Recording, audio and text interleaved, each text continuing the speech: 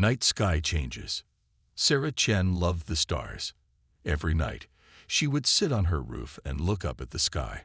She was only 22, but she already knew more about space than most grown-ups. Sarah worked at the big space watching place in her town. People called it an observatory. One quiet Tuesday night, Sarah was at work. She was looking through the big telescope, checking on the stars she knew so well. But then she saw something strange. There was a new light in the sky. It wasn't a star. It wasn't a planet. It wasn't anything Sarah had ever seen before. "That's weird," Sarah said to herself. She rubbed her eyes and looked again. The light was still there. It was small and far away, but it was moving in a way that stars and planets don't move. Sarah called her boss, Dr. Miller. "Come look at this," she said when he walked in. "I've never seen anything like it." Dr. Miller looked through the telescope. He frowned and shook his head. "It's probably just a satellite, Sarah. Or maybe some space junk. Nothing to worry about." But Sarah wasn't so sure. She had seen lots of satellites and space junk before. This was different. She decided to keep watching it. For the next few nights, Sarah came to work early and stayed late. She watched the strange light every chance she got. It kept moving, but not like a satellite. Sometimes it seemed to stop. Sometimes it seemed to change direction. Sarah took lots of pictures and wrote down everything she saw. After a week, Sarah was sure. This wasn't a satellite or space junk. This was something new, something big. She went to Dr. Miller's office to show him what she had found. "Look at these pictures," Sarah said, putting them on Dr. Miller's desk. "See how it moves. That's not normal." Dr. Miller looked at the pictures. He frowned again. "I don't know, Sarah. It's probably just a glitch in our equipment. Or maybe you're just tired from working so much." Sarah felt her face get hot. She wasn't crazy. She wasn't seeing things. "But sir," she said, "I've checked everything. The equipment is fine, and I'm not tired. This is real." Dr. Miller sighed. "Sarah, you're a good worker, but you're still young. There are many things in space we don't understand. That doesn't mean they're all alien spaceships or big discoveries. Sometimes, things are just things." Sarah left Dr. Miller's office feeling sad and angry. Why wouldn't he believe her? She knew what she saw. She knew it was important. That night, Sarah couldn't sleep. She kept thinking about the strange light. If Dr. Miller wouldn't listen, maybe someone else would. She decided to post her pictures online. Sarah made a new account on a space lover's website. She didn't use her real name. She called herself Stargazer22. Then she posted her pictures and wrote about what she had seen. At first, nothing happened. A few people said cool pics or asked questions, but most people didn't seem to care. Sarah felt disappointed, but she didn't give up. Every night, she kept watching the sky. The strange light was still there, and now there were more of them. Sarah took more pictures and posted them online. Then, 3 days later, something big happened. A famous space scientist saw Sarah's pictures. He shared them on his own page. Suddenly, everyone was talking about the strange lights in the sky. Sarah's phone started ringing. It was Dr. Miller. "Sarah," he said, sounding worried. "Have you seen the news? Everyone's talking about some strange lights in the sky. They look a lot like the ones you showed me." Sarah's heart beat fast. "Yes, sir," she said. "Those are my pictures. I told you it was real." Dr. Miller was quiet for a moment. Then he said, "I think you better come to the observatory right away. And bring all your notes." Sarah rushed to the observatory. The parking lot was full of cars. There were even some TV news vans. Inside, the place was buzzing with people. Scientists, reporters, and even some government people in suits were all talking at once. Dr. Miller saw Sarah and waved her over. "Sarah," he said, "I owe you an apology. You were right. This is big, really big. Can you tell everyone what you saw?" Sarah felt nervous with all those people looking at her. But then she thought about all the nights she spent watching the sky. She thought about how no one believed her at first. Now was her chance to tell the truth. She took a deep breath and started to speak. "It began a week ago," she said. "I was doing my usual sky watch when I saw something unusual." As Sarah talked, the room got quiet. Everyone was listening to her. Even the government people were taking notes. Sarah showed them her pictures and explained how the lights moved. When she finished, an old scientist with white hair stood up. "Young lady," he said, "I've been studying the sky for 50 years, and I've never seen anything like this. I think you may have made one of the biggest discoveries in human history." Sarah felt proud, but also a little scared. If these lights were really something new, something not from Earth, what did that mean? Were they friendly? Were they dangerous? What would happen next? As if to answer her questions, a man in a black suit stepped forward. "Miss Chen," he said, "I'm from the government. We need to talk about what you've seen.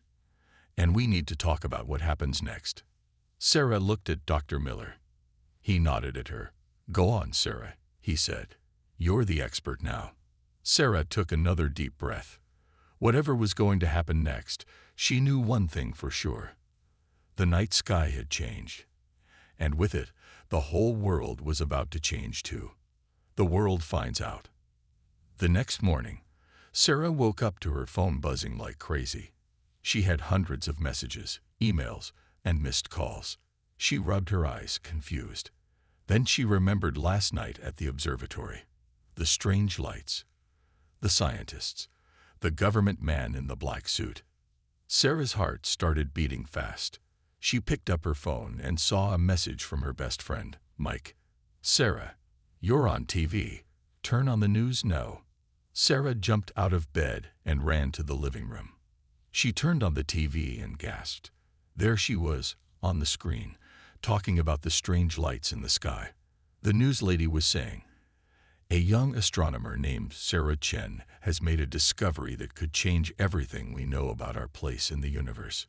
Just then, Sarah's phone rang. It was Dr. Miller. "Sarah," he said, sounding worried, "I hope you're ready for this. The whole world is talking about your discovery." Sarah looked out her window. There were news vans parked on her street. People with cameras were standing on her lawn. "What do I do?" she asked Dr. Miller. "Stay calm," he said. "The observatory is sending a car to pick you up. We need to have a big meeting about what to do next." An hour later, Sarah was sitting in a room full of important-looking people. There were scientists, government officials, and even some military people in uniforms. They were all talking at once, and Sarah felt a little scared. A tall woman in a suit stood up, and the room got quiet. "I'm Admiral Johnson," she said. "I'm in charge of space defense for our country. Miss Chen, can you tell us more about what you saw?" Sarah took a deep breath and started talking. She told them about the strange lights, how they moved, and how there seemed to be more of them every night. As she talked, she saw the adults in the room looking more and more worried. When she finished, Admiral Johnson asked, "In your opinion, Miss Chen, what are these lights?" Sarah thought for a moment. I think they might be ships. Alien ships." The room exploded with noise. Some people looked scared. Some looked excited. Some looked like they didn't believe her. Just then, a man burst into the room. "Turn on the TV," he shouted. Someone grabbed a remote and the big screen on the wall came to life. On the screen, they saw a busy street in New York City. People were pointing at the sky and screaming. The camera moved up. And there it was, a huge, shiny object floating above the city. It was as big as a football field and shaped like nothing anyone had ever seen before. "It's happening all over the world," the man said. "London, Tokyo, Moscow, everywhere. They're here." For a moment, everyone in the room was quiet. Then they all started talking at once. Sarah felt like her head was spinning. This was really happening. Aliens were really here. Admiral Johnson stood up again. "Okay, everyone, listen up," she said. We need to stay calm and think. Miss Chen, you're the expert on these visitors. What do you think we should do? Sarah felt all eyes on her. She was scared, but she knew she had to be brave. I think, she said slowly, we should try to talk to them. They haven't attacked us. Maybe they're friendly. Maybe they just want to say hello. Some people in the room nodded. Others looked unsure. Admiral Johnson thought for a moment, then said, "Okay, we'll try it your way, but we need to be careful." For the next few hours, Sarah worked with a team of scientists and communication experts. They tried to figure out how to send a message to the alien ships. They used radio waves, light signals, and even big signs on the ground. Meanwhile, the whole world was going crazy. On TV, Sarah saw people running in the streets. Some were scared and hiding in their homes. Others were having parties, saying the aliens were here to save them. In some places, people were fighting and breaking things. Sarah felt bad. She wished she could tell everyone not to be scared, that everything would be okay. But the truth was, she didn't know if it would be okay. She was just as scared as everyone else. As the day went on, more alien ships appeared in the sky. They didn't do anything. They just floated there, watching. People all over the world were asking the same questions. Who are they? What do they want? Are we in danger? Just when Sarah thought things couldn't get any crazier, something amazing happened. One of the alien ships, the one over New York City, started to move. It came down lower, hovering just above the tallest buildings.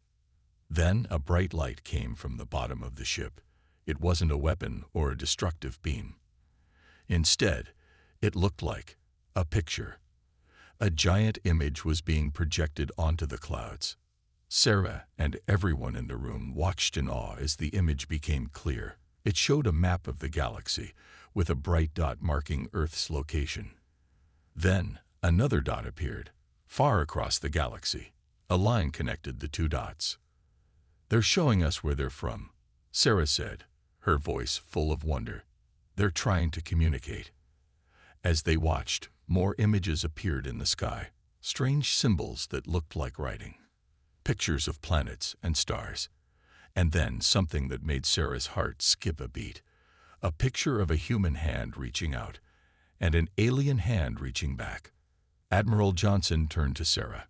"Well, Miss Chen," she said, "it looks like you were right. They do want to say hello. The question is, what do we say back?" Sarah looked at the images in the sky, then at all the serious faces around her. She took a deep breath and said, "We say hello back, and we let them know that we're ready to be friends." As Sarah spoke, she realized that everything had changed. The world would never be the same, but maybe, just maybe, it could be even better than before. We are not alone. 3 days had passed since the alien ships appeared in Earth's skies. The world was still in shock, but things were calmer now. People were getting used to seeing the huge ships floating above their cities. No one knew what would happen next, but everyone was waiting and watching. Sarah Chen hadn't slept much in those 3 days. She had been working non-stop with scientists and government people, trying to figure out how to talk to the aliens. They had sent more messages into space, but so far, the aliens had only replied with pictures and symbols. On the 4th day, Sarah was sitting in a big meeting room with Admiral Johnson and other important people. They were drinking coffee and looking tired when suddenly, a young man burst into the room. "They're sending a new message," he shouted. "It's different this time." Everyone rushed to the big screen on the wall. At first, they saw the usual symbols and pictures. But then, something new appeared. It was a video of a strange creature. It looked a bit like a tall, thin human, but with blue skin and huge eyes. The creature opened its mouth and spoke. To everyone's surprise, it spoke in English. "People of Earth," the alien said, "we come in peace. We are the Galactic Council, and we have been watching your world for a long time. We think you are ready to join us. We invite you to send representatives to meet with us. If you agree, Please send your chosen people to the coordinates we will provide." The room was silent for a moment. Then everyone started talking at once. Admiral Johnson raised her hand, and everyone got quiet. "Well," she said, looking at Sarah, "it looks like we're going to need a team to meet these aliens. And I think we all agree that you, Miss Chen, should be part of that team." Sarah's heart started beating fast. She was excited, but also a little scared. "Me," she said, "but I'm just an astronomer. I don't know anything about talking to aliens." Admiral Johnson smiled. "You're the one who discovered them, Sarah, and you've been right about everything so far. We need you on this team." So, over the next few days, a team was put together. There was Sarah, Admiral Johnson, a famous scientist named Dr. Patel, a language expert named Professor Garcia, and a diplomat named Mr. Lee. They were going to be Earth's first ambassadors to an alien race. The day of the meeting came. Sarah and the team got into a special spaceship that had been prepared for them. As they took off, Sarah looked down at Earth getting smaller below them. She couldn't believe this was really happening. After a few hours of flying, they saw it. The alien mothership. It was enormous, bigger than anything Sarah had ever seen. It was shaped like a giant ring, with lights all around it. As they got closer, a part of the ship opened up, like a mouth inviting them in. Their ship landed inside the alien ship. Sarah's hands were shaking as she put on her spacesuit. They didn't know if they could breathe the air in the alien ship. As they stepped out of their ship, Sarah gasped. The inside of the alien ship was beautiful. It looked like a forest, but with strange, glowing plants she had never seen before. The air smelled sweet, and they quickly realized they could breathe it. Suddenly, they heard a voice. "Welcome, people of Earth." They turned and saw 3 aliens walking towards them. They looked just like the one in the video message. Tall, thin, with blue skin and big eyes. But seeing them in person was very different from seeing them on a screen. One of the aliens stepped forward. "I am Zor-El, leader of the Galactic Council delegation," it said. Its voice was soft and musical. "We are pleased to meet you face to face at last." Admiral Johnson stepped forward too. "I am Admiral Johnson, and these are my colleagues," she said, introducing everyone. When she got to Sarah, Zor-El's eyes seemed to light up. "Ah, the young star watcher who first saw us," Zor-El said. "We have been watching you too, Sarah Chen. Your curiosity and bravery are impressive." Sarah felt her face get hot. The aliens had been watching her. She didn't know whether to feel flattered or scared. Zor-El led them to a big room that looked like a mix between a garden and a meeting room. There were strange, comfortable-looking chairs for everyone. As they sat down, Sarah noticed that everything in the room seemed alive somehow, gently glowing and moving. "We have much to discuss," Zor-El said. "But first, we owe you an explanation. We are part of a group of civilizations that work together to help younger races grow and join the galactic community. We have been watching Earth for many years, waiting for the right time to make contact." "Why now?" Dr. Patel asked. "What made you decide we were ready?" Zor-El made a sound that might have been a laugh. "You were not ready," it said. "But you were getting close to discovering us anyway. Your technology is advancing quickly. We decided it was better to introduce ourselves than to be discovered by accident." For the next few hours, the humans asked questions, and the aliens answered. They learned about the Galactic Council, about other alien races, and about amazing technologies they had never dreamed of. But then, Admiral Johnson asked the question everyone had been thinking. "What happens now? What do you want from us?" Zor-El was quiet for a moment. Then it said, "We want to invite Earth to join the Galactic Council. But it is a big decision. It will change your world forever. There are rules you must follow, technologies you must learn to use responsibly, and not everyone in the galaxy is as friendly as we are. You would face new challenges, new dangers." Sarah listened to all this with wide eyes. It was exciting, but also scary. Earth joining a group of alien civilizations. It seemed impossible.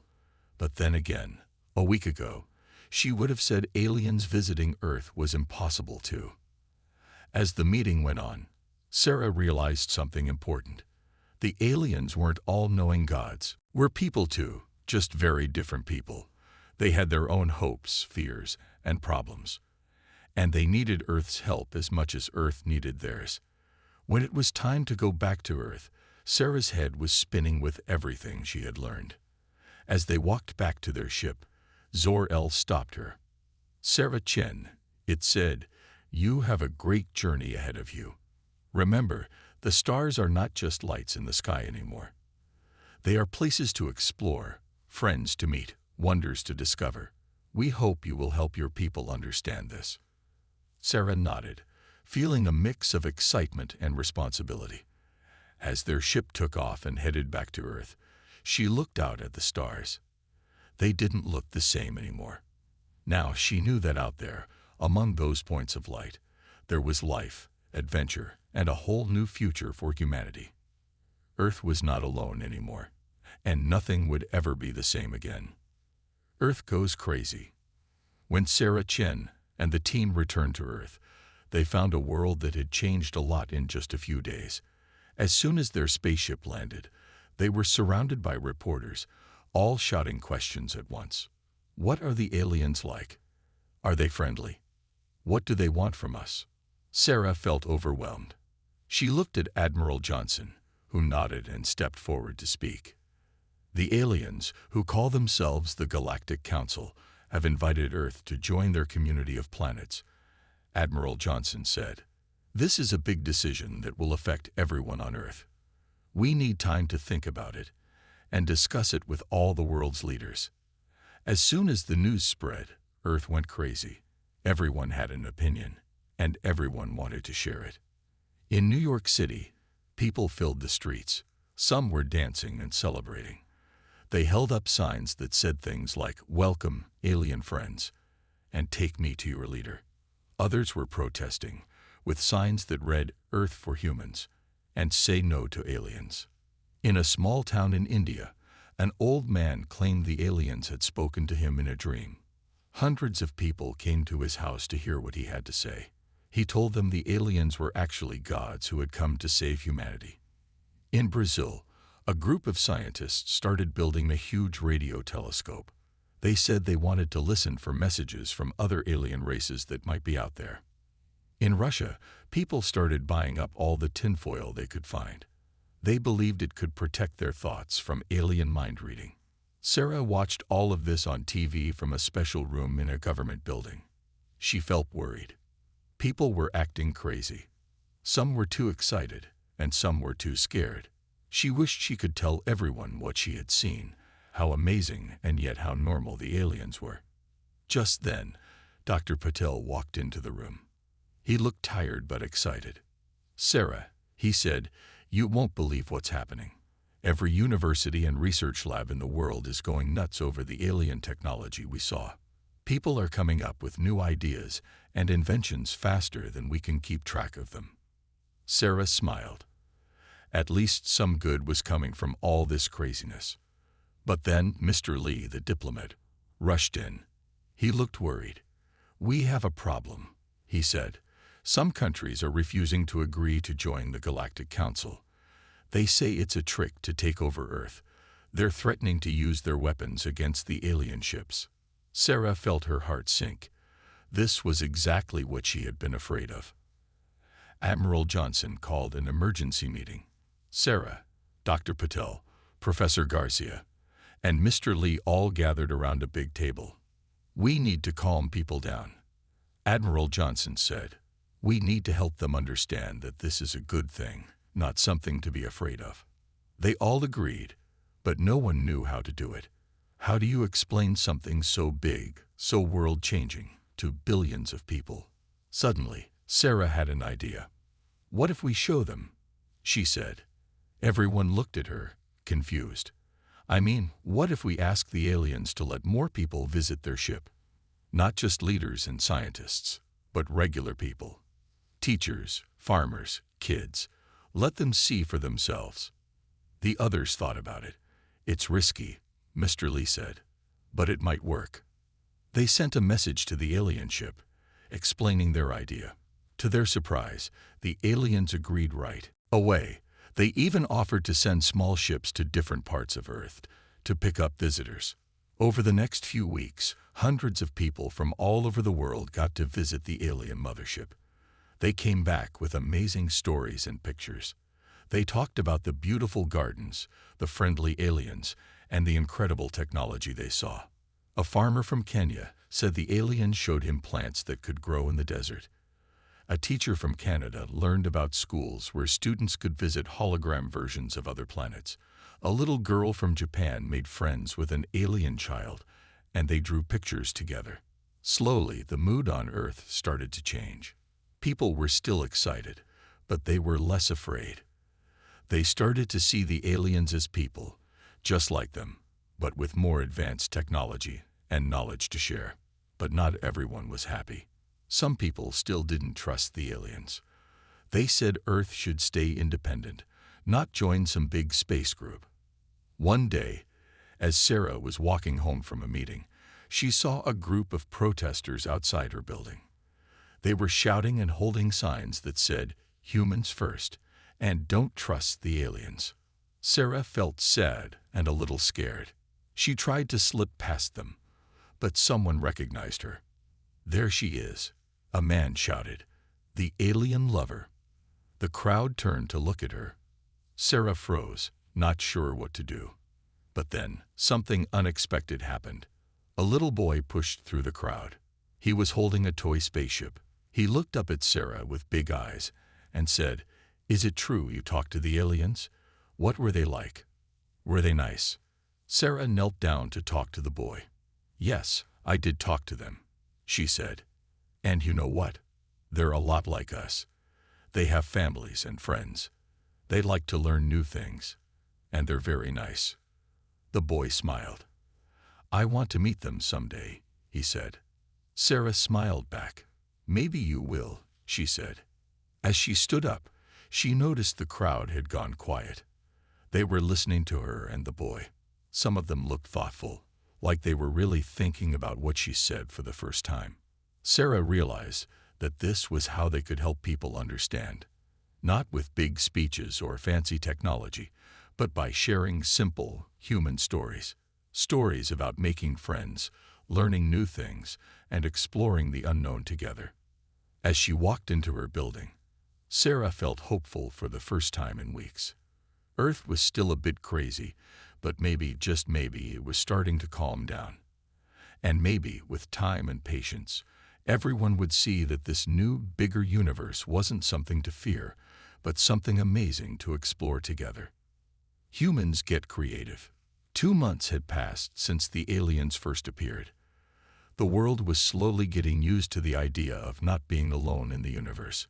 But now, a new challenge faced humanity. The Galactic Council had given Earth a test. If humans wanted to join the galactic community, they needed to show they could use their creativity to solve big problems. Sarah Chen sat in a big meeting room with leaders from all over the world. They were all looking at a hologram floating above the table. It showed a planet covered in thick, dark clouds. "This is planet Orcs," Admiral Johnson explained. "The Galactic Council wants us to find a way to clean its air. If we can do it, we prove we're ready to join them." Everyone looked worried. How could they clean a whole planet's air? It seemed impossible. But then, a young scientist from Brazil stood up. "We can do this," she said. "We just need to think differently." And so began the greatest brainstorming session in human history. All over the world, people started coming up with ideas. In Japan, a group of kids suggested using giant fans to blow away the bad air. In Egypt, an old farmer thought of using special plants that could eat pollution. In Canada, a team of scientists wanted to make tiny robots that could clean the air. Sarah's job was to collect all these ideas and help decide which ones might work. Every day, she got thousands of messages from people with new thoughts. One day, Sarah got an email from a 10-year-old girl in India named Priya. Priya's idea was simple but clever. She wrote, "Why don't we use the aliens' teleporters to swap the bad air on Zorax with good air from Earth?" Sarah's eyes went wide. It was such a simple idea, but it just might work. She quickly sent Priya's suggestion to the science team. The scientists loved Priya's idea. They started working on a plan to make it happen, but they needed help from everyone. All around the world, people got to work. Farmers grew special plants that made lots of clean air. Engineers built huge machines to collect and store the air. Computer experts made programs to control the teleporters. Even the aliens were impressed. Zor-El, the alien leader, told Sarah, "We've never seen a species work together like this before. It's quite remarkable." But not everything went smoothly. Some people still didn't trust the aliens. They thought the whole thing was a trick. A group called Earthers First tried to stop the project. They said Earth should solve its own problems before helping other planets. One night, Sarah was working late in her office when she heard a loud noise. She looked out the window and saw a group of Earthers First protesters. They were trying to break into the lab where the air cleaning machines were kept. Sarah knew she had to do something. She ran down to the lab and stood in front of the door. The protesters saw her and started shouting, "Why are you helping aliens instead of humans?" One man yelled. Sarah took a deep breath. She was scared, but she knew this was important. "We're not just helping aliens," she said. "We're helping ourselves too. Everything we learn from this project can help us clean Earth's air as well. And by working together with aliens, we're making friends who can help us with even bigger problems in the future." The protesters got quiet. They looked at each other, not sure what to do. Then, slowly, they started to leave. The next day, something amazing happened. The leader of Earthers First came to Sarah's office. "We've been thinking about what you said," he told her. "We still have doubts, but we want to help. We have some ideas that might make the air cleaning machines work better." Sarah was surprised but happy. She invited the Earthers First team to join the project. Their ideas turned out to be very useful. As the day of the big test got closer, excitement grew all over the world. Everyone wanted to see if the plan would work. Finally, the day arrived. Sarah stood with a team of scientists in a big control room. On a huge screen, they could see planet Zorax, still covered in dark clouds. "Ready?" Admiral Johnson asked. Sarah nodded. Her heart was beating fast. Admiral Johnson pressed a big red button. For a moment, nothing happened. Then, slowly, the clouds on Zorax started to move. They swirled and twisted, like water going down a drain. Clear air from Earth flowed in to replace it. Everyone in the control room held their breath. Would it work? Minute by minute, the dark clouds disappeared. After an hour, they were gone. Zorax's sky was blue and clear. The room erupted in cheers. People were hugging each other and crying with joy. They had done it. On the screen, a message appeared from the Galactic Council. "Congratulations, Earth," it said. "You have passed the test. Welcome to the galactic community." Sarah felt tears in her eyes. She thought about how everyone had worked together to make this happen. From Priya's clever idea to the Earthers First team joining in, it had taken all of humanity's creativity and teamwork to succeed. As celebrations began all over the world, Sarah realized something important. Humans hadn't just cleaned up another planet's air. They had shown that when they worked together and used their creativity, they could solve any problem. They had proven that humanity was ready for the stars. The adventure was just beginning, and Sarah couldn't wait to see what would happen next. Facing the aliens, the big day had finally arrived. Earth was ready to officially join the Galactic Council. A team of humans was going to meet with alien leaders from all over the galaxy. Sarah Chen was part of this team, along with Admiral Johnson, Dr. Patel, and leaders from different countries. As their spaceship approached the huge alien space station, Sarah's heart was beating fast. The station looked like a giant silver flower floating in space. It was beautiful, but also a little scary. "Remember," Admiral Johnson said to the team, "we're representing all of humanity. Let's show them what humans are made of." Their ship docked at the station. As the doors opened, Sarah took a deep breath. This was it. They were about to meet aliens from all over the galaxy. They walked into a huge room. It was filled with the strangest creatures Sarah had ever seen. There were tall, skinny aliens with 4 arms, short, round aliens that looked like talking clouds, even aliens that glowed different colors. Zor-El, the blue alien they had met before, came to greet them. "Welcome, humans," it said. "We're glad you could join us. The Council is ready to meet you." Zor-El led them to another room. This one was even bigger, with rows of seats arranged in a circle. In the middle was a platform with a podium. As the humans entered, all the aliens turned to look at them. Some looked curious, some looked excited, and some looked worried. Admiral Johnson stepped up to the podium. Her voice was strong and clear as she spoke. "Greetings, members of the Galactic Council.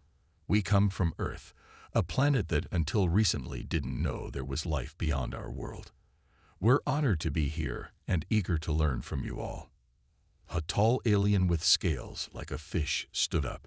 "We have watched your planet for a long time," it said. "You humans are unpredictable. You fight wars, but you also make beautiful art. You pollute your planet, but then you find clever ways to clean it. How do we know we can trust you?" Sarah felt nervous. This was a tough question. But then Dr. Patel stepped forward. "It's true," he said. "Humans have made mistakes, but we learn from them.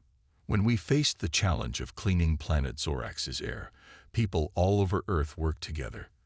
We used our creativity and teamwork to solve a problem we'd never seen before.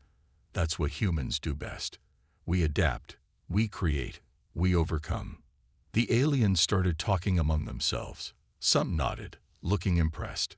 Then, a small alien that looked like a talking plant spoke up. "But your technology is still very primitive compared to ours. What can you offer the Galactic Council?" This time, Sarah had an answer. She walked up to the podium, feeling every alien eye on her. "It's true our technology isn't as advanced as yours," she said, "but that's exactly why we can help you. We look at problems differently. We come up with ideas you might not think of. Like when a 10-year-old girl suggested using teleporters to clean Zorax's air. Sometimes, a fresh perspective is just what you need to solve an old problem." The room was quiet for a moment. Then, an alien at the back started making this strange sound. Sarah was worried at first, but then she realized it was laughing. Soon, other aliens joined in. The whole room was filled with weird alien laughter. When it got quiet again, Zor-El spoke. "The human makes a good point. Fresh ideas are valuable. But joining the Galactic Council is a big responsibility. Are you ready for it?" Admiral Johnson stepped forward again. "We know we have a lot to learn," she said, "but we're ready to try our best. We want to be good neighbors in this galaxy. We want to explore, to discover, to help where we can. And we hope you'll help us too, as we take our first steps into this bigger universe." The aliens talked among themselves for a long time. Sarah and the other humans waited nervously. Finally, Zor-El turned to them. "We have decided," it said. "Earth will be welcomed as a probationary member of the Galactic Council. You will have 5 Earth years to prove yourselves. If you do well, you'll become full members." The humans cheered. They had done it. Earth was now part of the galactic community. As they were celebrating, a strange alien that looked like a big jellyfish floated up to Sarah. "Young human," it said in a bubbly voice, "I am most curious about something you mentioned. What is this art your people make?" Sarah smiled.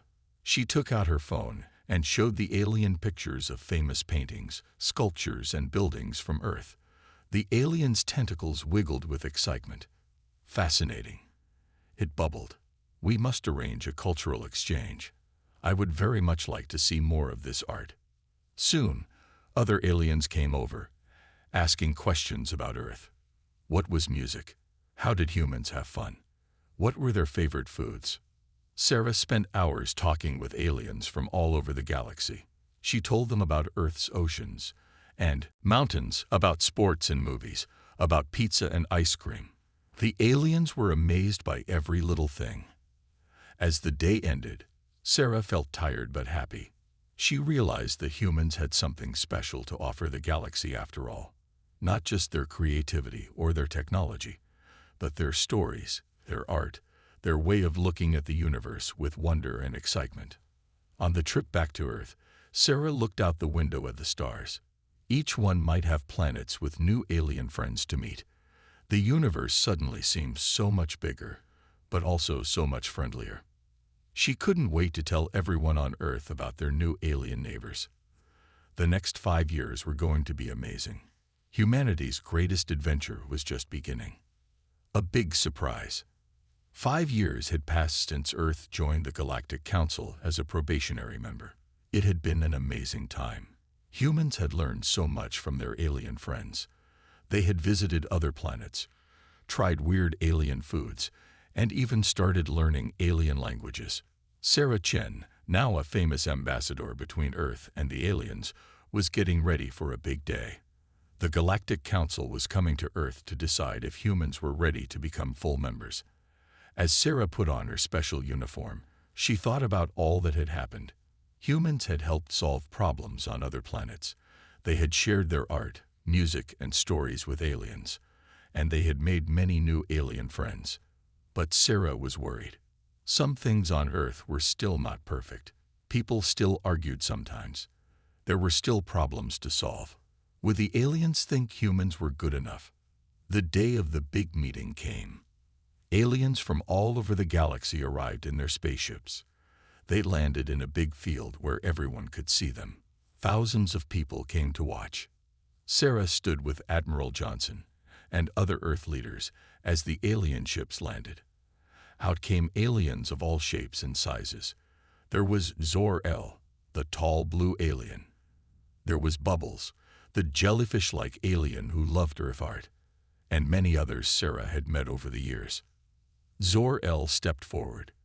"Greetings, people of Earth," it said in a loud voice. "We have come to see how you have grown in these 5 years."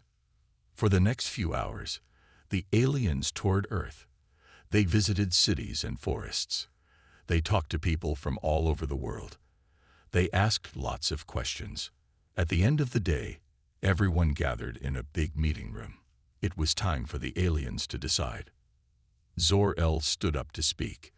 "People of Earth," it said, "we have watched you closely these past 5 years. We have seen your successes and your failures. We have seen how you have tried to learn and grow." Sarah held her breath. This was it. "And now," Zor-El continued, "we have reached our decision." The room was so quiet you could hear a pin drop. "Earth," Zor-El said, "will be." But before Zor-El could finish, something strange happened. All the aliens suddenly started to glow. Their bodies changed shape. In just a few seconds, they didn't look like aliens anymore. They looked like humans. Everyone gasped. Sarah couldn't believe her eyes. What was going on? The alien who used to be Zor-El, now looking like a regular human man, smiled. "Surprise," he said. For a moment, no one knew what to say. Then Admiral Johnson found her voice. What's happening? Who are you really?" The man laughed kindly. "We are you," he said. "We are humans from your future." Sarah's mind was spinning. But how? Why? The man explained. "We come from 1,000 years in your future.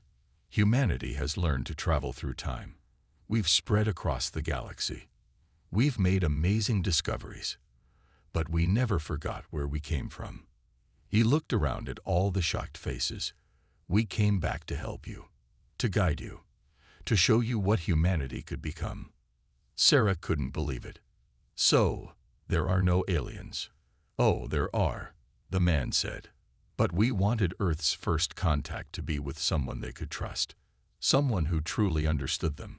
So we pretended to be aliens. Admiral Johnson looked confused. But why? Why not just tell us the truth? Another alien, now a human woman, spoke up. Because you needed to find your own way. If we just gave you all our knowledge, you wouldn't learn. You wouldn't grow. We wanted you to discover your own strength, your own creativity. Sarah thought about everything that had happened. How Earth had come together to solve problems. How people had been excited to learn new things. So all the challenges, all the tests, they were to help us grow. Exactly, the man said. And you've done wonderfully. You've shown creativity, kindness, and courage. You've proven that humanity is ready for the stars. People in the room started to talk excitedly. Some were laughing, some were crying. It was all so amazing. But Sarah had one more question. What happens now? She asked. The man smiled. Now you continue your journey. You'll meet real aliens. You'll explore the galaxy. And one day, far in the future, you'll become us. He turned to address everyone. We have to go now. We can't interfere too much with the past. But know this, the future is bright. Humanity has a great destiny among the stars. And it all starts here, with you. With that, the future humans began to glow again. In a flash of light, they disappeared.